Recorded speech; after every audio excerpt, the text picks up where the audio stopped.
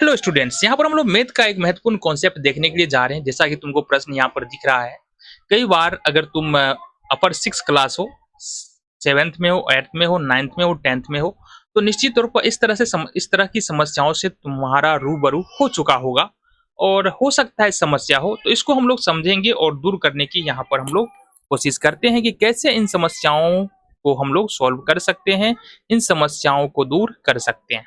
अब हम बात करते हैं यहाँ पर जो दिया गया है ना, अगर तुम इसको गौर से देखो, यहाँ पर जो दिया गया है इसका मतलब क्या है। ये जो तुमको दिख रहा है, क्या दिख रहा है तुम्हारा 3/5 और फिर बट्टा है, फिर 2/3 है, या 3/5 और अपन 2/3। इसका मतलब क्या है? देखो, बट्टा का मतलब क्या होता है। अगर हम लिख रहे हैं 4/2 तो इसका मतलब होता है 4 इज डिवाइडेड बाय 2। इसका मतलब ये होता है 4/2 लिखने का मतलब है कि हमने 4 में 2 से भाग दिया। इसका मतलब यही तो होता है। इसी तरह से अगर यहाँ पर लिखा गया है, अगर यहाँ पर लिखा गया है तुम्हारा,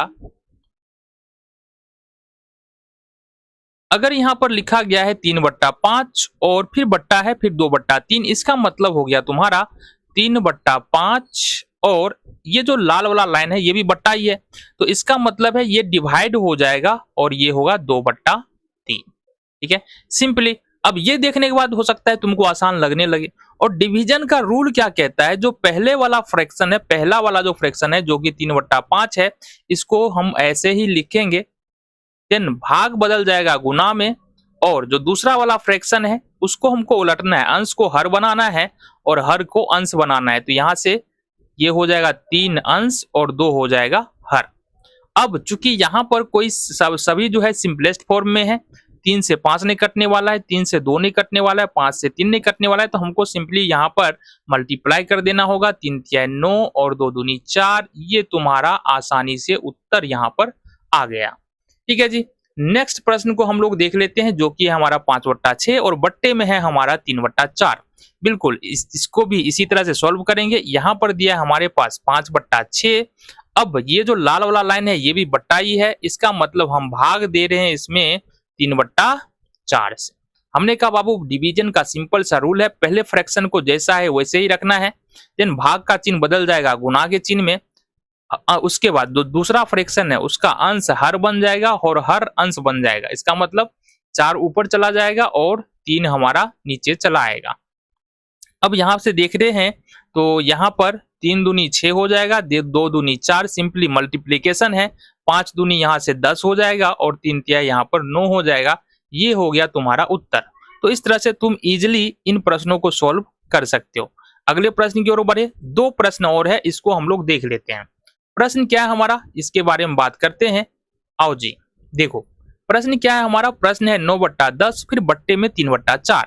हमने कहा बाबू 9/10 लिखा है तो 9/10 का तो 9/10 लिखेंगे ही। देन ये बट्टा जो है, रेड वाला लाइन जो है, ये भी बट्टा है, इसका मतलब हो गया भागा करना है हमको 3/4 से।